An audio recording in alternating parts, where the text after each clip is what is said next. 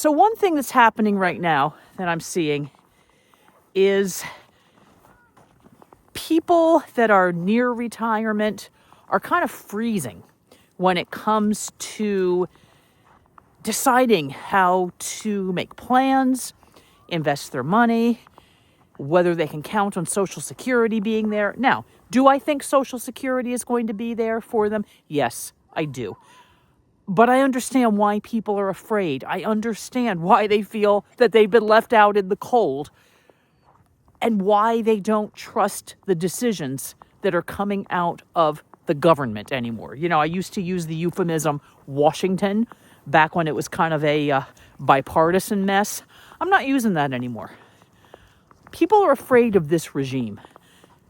People don't trust that they're going to be able to retire the way they want to because everything just feels so unstable right now. So these kids over here, they're looking for stability on that hill they're climbing.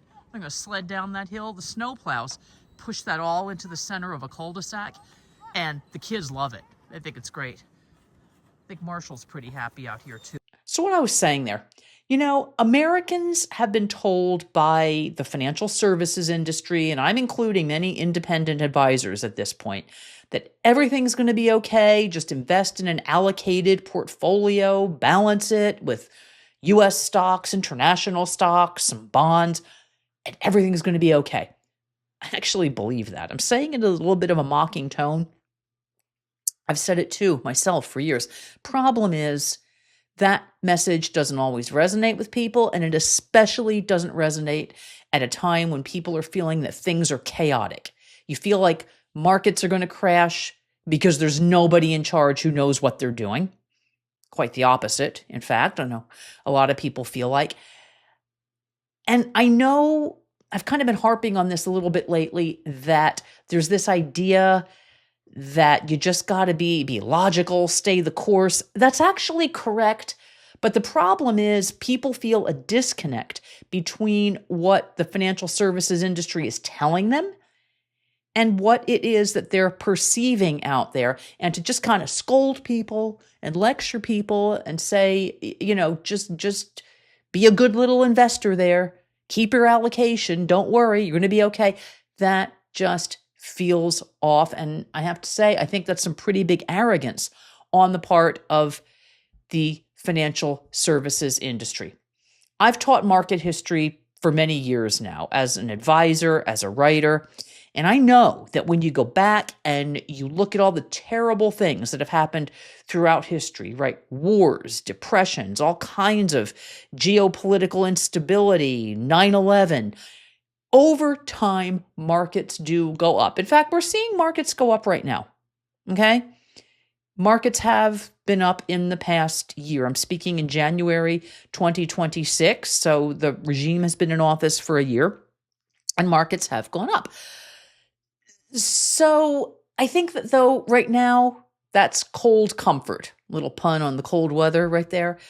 Because in the short term, you might think, okay, that's fantastic. In the long run, things are going to be okay. But how about me in the short term? You know, retire. How about if the next 30 years we go into a slump, even 10 years, 15? You know, we go into a slump right when I'm retiring. Am I going to be okay? Is my family going to be okay? And I think it's very understandable right now that people are feeling anxious.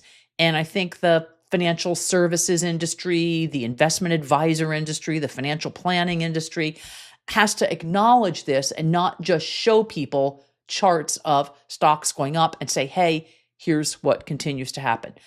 And I've done that myself. I understand the disconnect. I get the logic behind it, and the logic is correct, but that doesn't mean that people feel that in the moment. Take 5. Okay, so that's what I wanted to say to you today. That if you feel like things are out of control in a way that maybe they haven't before, I'm not going to disagree with you. It does definitely feel that way. Now, do I think over the long haul, eventually, will we be okay? Yeah, the same principles of investing and saving and planning still apply.